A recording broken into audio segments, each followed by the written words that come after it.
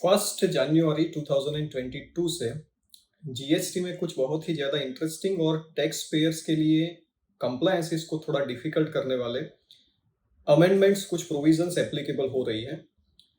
उसमें से ज़्यादातर चीज़ें जो जब प्रपोज हुई थी तब उसके बारे में हम लोग डिस्कशन कर चुके हैं। फिर भी फर्स्ट जनवरी 2022 से क्या चीज़ें आपके कंप्लायंसेस को इफेक्ट करेगी and how we can deal with those things, उसका डिस्कशन आज इस वीडियो में करेंगे।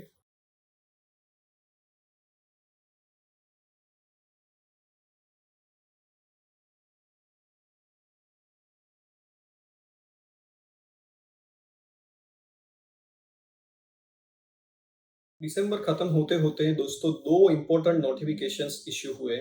21 दिसंबर 2021 को नोटिफिकेशन नंबर 38 बार 2021 और notification number 39 bar 2021।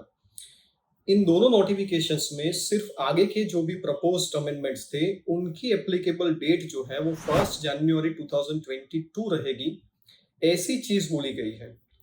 Now let's discuss about this notification number 39, which is saying कि भाई 1 January 2022 will be the date from which Section 108 and Section 109 of the Finance Act 2021 will come into force, as well as Section 113 to 122 of Finance Act 2021 will come into force. तो बात कर लेते हैं कि ये जो सेक्शंस हैं finance act 2021 की, इसमें क्या बोला गया है और क्या चीजें बदल रही हैं 1 जनवरी 2022 से।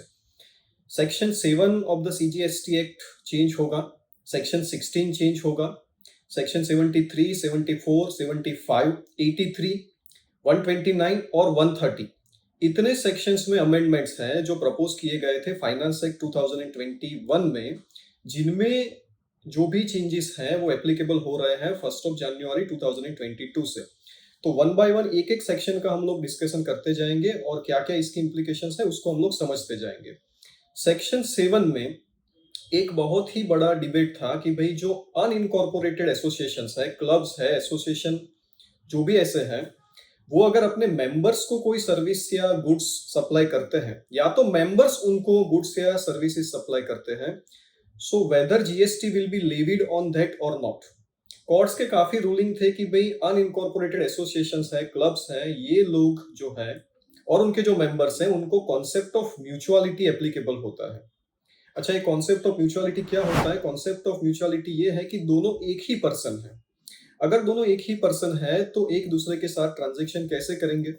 और अगर ये एक दूसरे के साथ ट्रांजेक्शन नहीं कर सकते, in that situation whatever things they are supplying to each other that cannot be covered under the definition of supply, ये एक कंटेंशन था। इसको दूर करने के लिए फाइनेंस एक्ट 2021 में सेक्शन 7 में एक क्लॉज ऐड किया गया ए, जो ऐसा बोल रहा है कि अगर अनइनकॉर्पोरेटेड एसोसिएशंस हैं या क्लब्स हैं, ऐसे लोग हैं जो अपने मेंबर्स को या तो फिर मेंबर्स उनको अगर सर्विस या गुड सप्लाई करते हैं, then that will be covered within the definition of supply. एक एक्सप्लेनेशन भी इंसर्ट किया गया कि भाई this amendment whatever is there that is effective retrospectively from 1 July 2017। इसका मतलब ये है कि ये चीज पहले से ही सप्लाई की डेफिनेशन में शुरू से ही जीएसटी जब से आया है तब से थी ही, ऐसा मान लिया जाएगा। तो जो भी कोर्ट्स रूलिंग है या फिर किसी और एक्ट्स में जो भी बोला है, not withstanding anything content anywhere else, this thing was always present in the law, ऐसा माना जाएगा बिकॉज ऑफ दिस एक्सप्लेनेशन। तो ये जितने भी क्लब्स हैं या ऐसे लोग हैं जो अपने मेंबर्स को गुड्स या सर्विसेज सप्लाई करते हैं या तो मेंबर्स उनको सप्लाई करते हैं, उनके लिए अपनी टैक्सेशन की जो प्लानिंग है या तो फिर जो जीएसटी इम्प्लीकेशंस हैं उसको चेंज करना पड़ेगा 1 जनवरी 2022 से। इनके ट्रांजैक्शन सप्लाई की डेफिनेशन में आ जाएंगे 1 जनवरी 2022 से। ये इफेक्टिव हो रहा है, लेकिन एक्सप्लेनेशन तो ऐसा है कि this is retrospectively applicable from 1 July 2017। तो ये पहला चेंज जो है सेक्शन 7 में। दूसरा और मोस्ट अवेटेड और मोस्ट डेंजरस चेंज जिसको हम लोग बोलते हैं सेक्शन 16 में। सेक्शन 16 सबसेक्शन 2 में हम लोग ऐसी बात करते थे कि भाई अगर 4 कंडीशन फुलफिल हो रही है then you are eligible for the input tax credit. कौन सी 4 कंडीशंस थी? तो एक है कि आपके पास इनवॉइस होना चाहिए, दूसरा था आपको गुड्स या सर्विसेज मिली हुई होनी चाहिए। तीसरा था कि भाई you must have paid the tax either in cash और by utilization of input tax credit, मतलब कि गवर्नमेंट को आपने टैक्स का पेमेंट किया होना चाहिए आइदर इन कैश या तो फिर आईटीसी के थ्रू। And number 4, return must have been filed, आपने रिटर्न फाइल किया होना चाहिए।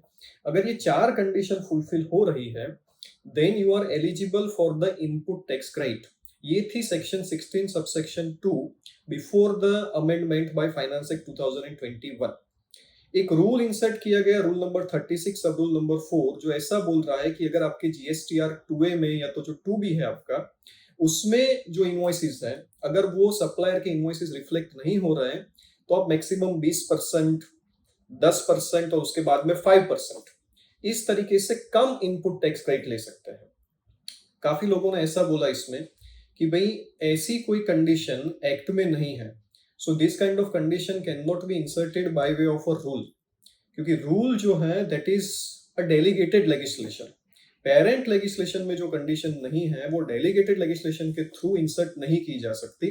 तो ये एक लीगल या टेक्निकल इश्यू जिसको हम लोग बोल सकते हैं वो रेज किया गया कि भाई मेरे जीएसटीआर 2A में या तो 2B में अगर कोई इनवॉइस की डिटेल नहीं रिफ्लेक्ट हो रही है, इसका मतलब ऐसा नहीं है कि I am not eligible for the input tax credit. इसको दूर करने के लिए गवर्नमेंट ने एक क्लॉज ऐड किया, clause A in section 16 subsection 2।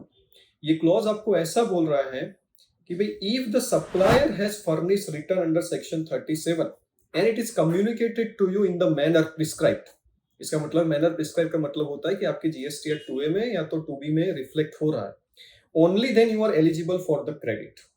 तो जो चीज रूल के थ्रू इंसर्ट की गई थी उसको पेरेंट लेजिस्लेशन में ही as a provision, as a section add किया गया है, जिसकी वजह से ये डिबेट खत्म हो जाती है कि वही पेरेंट लेजिस्लेशन को डेलीगेटेड लेजिस्लेशन ओवरराइड नहीं कर सकता।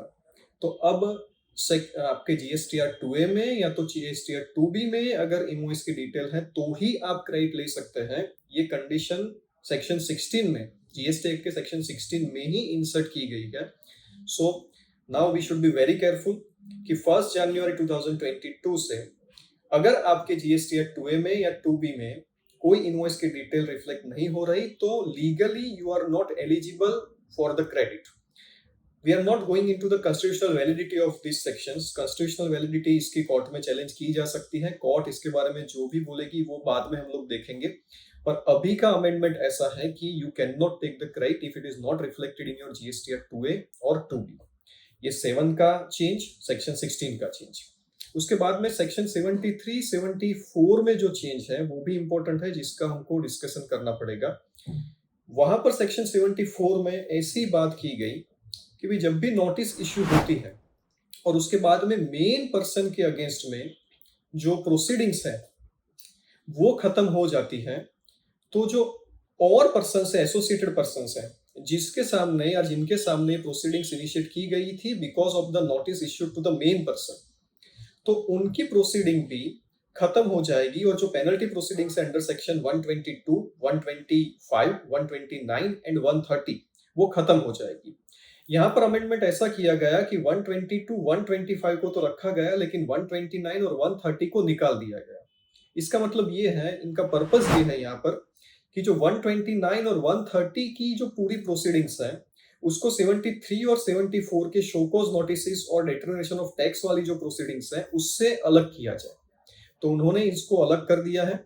तो इसका सीधा साधा मतलब ये हुआ कि अगर मेन पर्सन के खिलाफ प्रोसीडिंग खत्म हो चुकी है अंडर सेक्शन 74, तो इसका मतलब ये नहीं है कि 129 और 130 की जो प्रोसीडिंग्स है पेनल्टी की दूसरे लोगों के खिलाफ वो भी ऑटोमेटिकली खत्म हो जाएगी। 122 और 125 विल बी ओवर। तो बाकी की जो पेनल्टी वाली प्रोविजंस है 122, 125 that will B over, but 129 and 130 will not be over. This is what the amendment is in section 74। दूसरा सेक्शन 75 का अमेंडमेंट, सेक्शन 75 में सबसेक्शन 12 है जिसमें एक एक्सप्लेनेशन इंसर्ट किया गया है और ये एक्सप्लेनेशन बहुत ही ज्यादा इंटरेस्टिंग भी है और बहुत ही ज्यादा जिसको हम लोग डेंजरस भी बोल सकते हैं। इससे पहले थोड़ा बैकग्राउंड समझ लेते हैं कि नॉर्मली डिटरमिनेशन ऑफ टैक्स कैसे होता है। सेक्शन 73 या 74 की शोकॉज नोटिस आती है, फिर हम लोग शो कॉज नोटिस का रिप्लाई करते हैं। फिर सेक्शन 75 में एक ऑर्डर पास होता है कि आपका इतना टैक्स बनता है। अगर वो टैक्स आप नहीं पे करते हैं तो सेक्शन 79 में रिकवरी प्रोसीडिंग स्टार्ट होती है। ये नॉर्मल प्रोसीजर है for determination and recovery of tax. अब इस एक्सप्लेनेशन को जो इंसर्ट किया गया है 7512 में, वो आपको ऐसा बोल रहा है कि भी आपका अगर सेल्फ असेस्ड टैक्स ही है जो आपने सेक्शन 39 के रिटर्न के थ्रू नहीं भरा है। अब सेक्शन 39 के रिटर्न की जो बात है उसका मतलब है जीएसटीआर 3B, उसके थ्रू अगर नहीं भरा है तो सेक्शन 73 या 74 की प्रोसीडिंग्स को इनिशिएट करने की जरूरत नहीं है, मतलब शो कॉज नोटिस वगैरह देने की जरूरत नहीं है। Directly recovery proceedings can be initiated under section 79, क्योंकि आप खुद बोल रहे हैं कि मेरा टैक्स इतना है। इसमें जो बात की गई है कि भी इसमें सेल्फ असेस्ड टैक्स हम लोग किसको बोलेंगे, तो भाई जो चीज आपने जीएसटीआर 1 में दिखाई लेकिन आपने जीएसटीआर 3B में जिसका टैक्स नहीं भरा है। इसका मतलब यह है कि जीएसटीआर 1 में मैंने अपना सेल्स दिखाया है 10 लाख रुपए, और अगर मैंने 9 लाख रुपए के ऊपर ही जीएसटीआर 3B के थ्रू टैक्स भरा है तो 1 लाख रुपए का जो मेरा जो टैक्स है वो इस explanation to section 75 sub section 12 में आ जाएगा। इस 1 लाख रुपए की रिकवरी के लिए वो लोग मुझे 73 या 74 की शो कॉज नोटिस इश्यू नहीं करेंगे, उनको इस प्रोसीडिंग्स में पढ़ने की जरूरत नहीं है। Directly they can initiate the recovery proceedings under section 79। तो हमें बहुत ही केयरफुल रहना पड़ेगा इसमें कि मैक्सिमम एटलीस्ट 3 महीने के अंदर जो भी डिफरेंस है मेरा 1 और 3B के बीच में उसको मैं कंप्लीट कर दूं, उसको नलीफाई कर दूं कि जो जीएसटीआर 1 में मैंने सेल्स दिखाया है उसके ऊपर तो टैक्स में भर ही दूं थ्रू जीएसटीआर 3B। अगर ऐसा नहीं किया तो directly recovery proceedings can be initiated because of this explanation inserted to 7512। तो ये 7512 का चेंज है। सेक्शन 83 का जो प्रोविजनल अटैचमेंट वाला जो चेंज है उसके बारे में ऑलरेडी एक सेपरेट वीडियो मैंने लिया है जिसकी लिंक डिस्क्रिप्शन में है, तो इसको हम लोग फिर से डिस्कस नहीं करेंगे यहाँ पर, उसको हम लोग अभी छोड़ देते हैं। 129 वाला जो चेंज है उसके लिए भी अलग से वीडियो था जिसकी लिंक भी डिस्क्रिप्शन में है, और 130 भी सेम इश्यू है। हालांकि शॉर्ट में इतना समझ लेते हैं हम लोग कि सेक्शन 83 का जो प्रोविजनल अटैचमेंट है उसके स्कोप को वाइडर कर दिया गया है। जो पहले जितनी सेक्शंस थी जिसमें प्रोविजनल अटैचमेंट हो सकता था उससे काफी ज्यादा उन लोगों ने कर दिया है। उसका जो वीडियो पहले ही बहुत पहले जो हम लोग बना चुके हैं, बहुत पहले ही जो मैं आपको एक्सप्लेन कर चुका हूं, उसकी लिंक भी है डिस्क्रिप्शन में।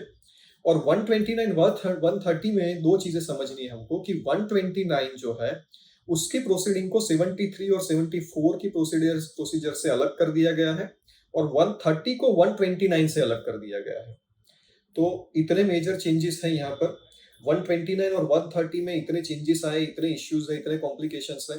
ऑलरेडी काफी वीडियोस में अपलोड कर चुका हूँ इन्हीं प्रोसीडिंग्स के बारे में, लेकिन फिर भी एक सेपरेट वीडियो 129 और 130 के बारे में हम लोग बहुत ही जल्द लाएंगे।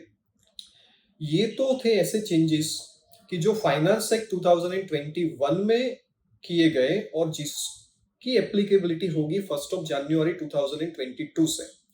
एक नोटिफिकेशन सितंबर 2021 में इश्यू हुआ था, नोटिफिकेशन नंबर 35/2021, जिसमें कुछ आधार ऑथेंटिकेशंस की बात की गई थी कुछ ट्रांजैक्शंस के लिए। ये भी एक एंटी इवेजन मेजर है, ये भी एप्लीकेबल होगा 1 जनवरी 2022 से। इसमें ऐसा बोला गया है कि भी अगर आप रिवोकेशन की एप्लीकेशन डालते हैं, आपका अगर जीएस रजिस्ट्रेशन कैंसिल हो गया है and you are applying for revocation of that cancellation under section 30, तो आधार ऑथेंटिकेशन कंपलसरी है उस एप्लीकेशन के लिए। अगर आप रिफंड के लिए जा रहे हैं तो रिफंड के केस में भी Aadhaar authentication will be compulsory from 1 January 2022। अगर आधार ऑथेंटिकेशन नहीं किया है तो पासपोर्ट और ऐसे कुछ 4-5 डॉक्यूमेंट्स उन लोगों ने प्रिस्क्राइब किए हैं कि विच विल बी मैंडेटरी। सो ये भी एक एंटी इवेजन मेजर है जो एप्लीकेबल हो रहा है फ्रॉम 1 जनवरी 2022 से, कि अगर आप रिवोकेशन के लिए जा रहे हैं या तो फिर रिफंड के लिए अप्लाई कर रहे हैं अंडर रूल नंबर 89 और रूल नंबर 96, तो आपको आधार ऑथेंटिकेशन कंपलसरी करना पड़ेगा। तो Aadhaar authentication is also becoming compulsory from 1 January 2022। Already पिछले वीडियो में हम लोगों ने देखा कि भी रेस्टोरेंट्स और इन लोगों के लिए जो इलेक्ट्रॉनिक कॉमर्स ऑपरेटर के थ्रू सेल करते हैं, स्विगी जोमेटो के थ्रू, तो वहां पर भी अब टैक्स कलेक्शन की जिम्मेदारी जो है वो स्विगी जोमेटो के सर पे होगी, इलेक्ट्रॉनिक कॉमर्स ऑपरेटर्स के सर पे होगी। इसके बारे में एक सर्कुलर भी आया, सर्कुलर नंबर 167, जिसका पूरा डिटेल डिस्कशन हम लोग पिछले वीडियो में कर चुके हैं। उस वीडियो की लिंक भी डिस्क्रिप्शन में है, so you can verify those things. और ओला उबेर ऐसे जो एग्रीगेटर्स हैं और जो ट्रांसपोर्टेशन है पैसेंजर्स का वो ऑटो रिक्शो से अगर होता है तो उस सिचुएशन में भी उनको टैक्स पे करना पड़ेगा। ये चेंज भी आ रहा है 1 जनवरी 2022 से। ये नोटिफिकेशन जब आया उसके तुरंत बाद उबेर ने दिल्ली हाईकोर्ट में रिट पिटीशन फाइल किए इसके खिलाफ। हियरिंग पेंडिंग है, हम लोग देखेंगे उसका क्या रिजल्ट आता है। तो इतने कुछ इंपॉर्टेंट चेंजेस हैं जो हुए हैं and which is applicable from 1st January 2022, section 7, section 16, 73, 74, 75, उसके बाद में 83, 129, section 130. These are the sections which are amended by the Finance Act 2021, which are going to be applicable from 1st January 2022. Thank you very much, friends.